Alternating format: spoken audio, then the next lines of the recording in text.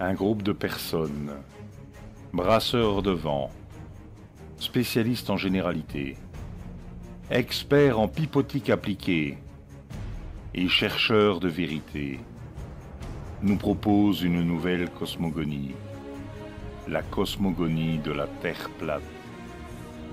Sauf que, dans le célèbre roman de science-fiction Fahrenheit 451, Ray Bradbury dit que pour détruire une civilisation, il est inutile de détruire ses livres. Il suffit que les gens ne lisent plus. Une image, un slogan, une idée, un converti. Voici un court extrait d'un timelapse de 5 jours qui a été pris à la station McMurdo en Antarctique, montrant que le soleil ne se couche pas, à ces latitudes, pendant les mois d'été antarctique, l'hiver chez nous. Il n'y a rien de spécial à voir, je vous laisse regarder la vidéo tranquillement, mais évidemment il est toujours possible d'en faire quelque chose, de la transformer en un slogan, une image, une idée, pour obtenir un nouveau converti. Regardez cette vidéo réalisée en Antarctique à McMurdo. Il fait soi-disant jour tout l'été, l'hiver pour l'hémisphère nord.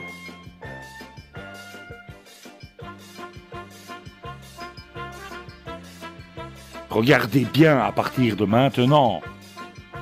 Le ciel est bien dégagé, la supercherie va bientôt être révélée. Prenez une règle et suivez la course du soleil. Le soleil va être remplacé par un simulateur/réflecteur. Et hop là! Le simulateur entre en action. Pendant que le soleil réel continue sa course sur le tropique du Capricorne. Image sans intérêt. Autre image sans intérêt. Ralenti.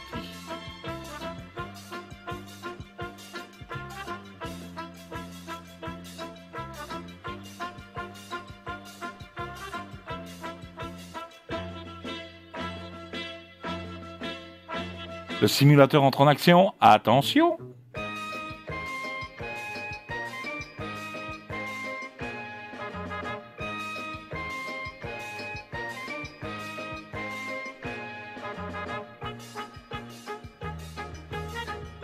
Une fois de plus, le filtre à détection de bordure prouve que le soleil est rejoint par une autre lumière. On voit clairement une deuxième lumière arriver. Hein?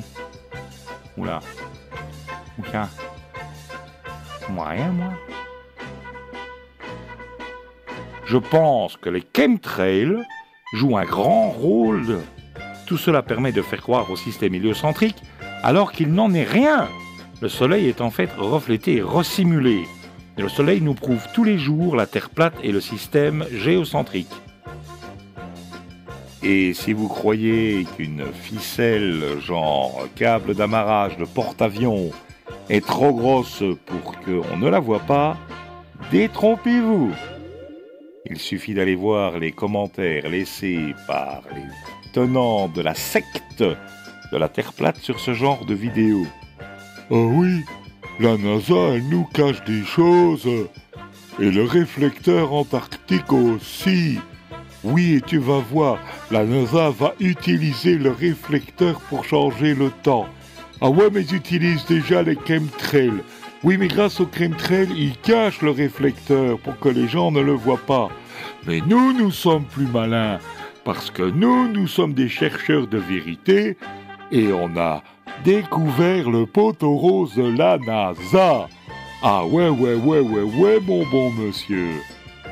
Ray Bradbury avait vraiment raison. Un neuneu se lève tous les matins et le soir, vous pouvez en faire un converti. Le problème, c'est que les tenants de la secte sont de grands prosélytes. Vous allez les retrouver partout. Ils vont recopier la même vidéo des centaines et des centaines de fois, mais bien entendu placer ça dans science et technologie. Comme ça, vous êtes sûr que quand vous recherchez quelque chose sur l'astronomie, vous tombez sur la Terre plate.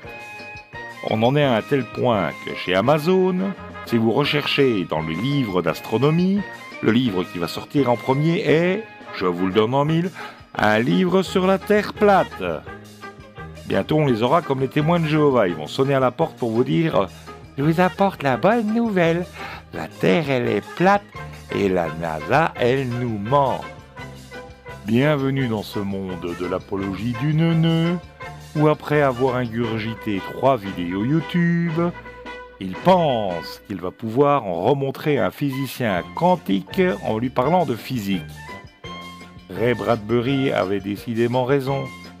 Il suffit de mettre quelques images, d'utiliser le bon slogan, et tous les neuneux vont vous suivre.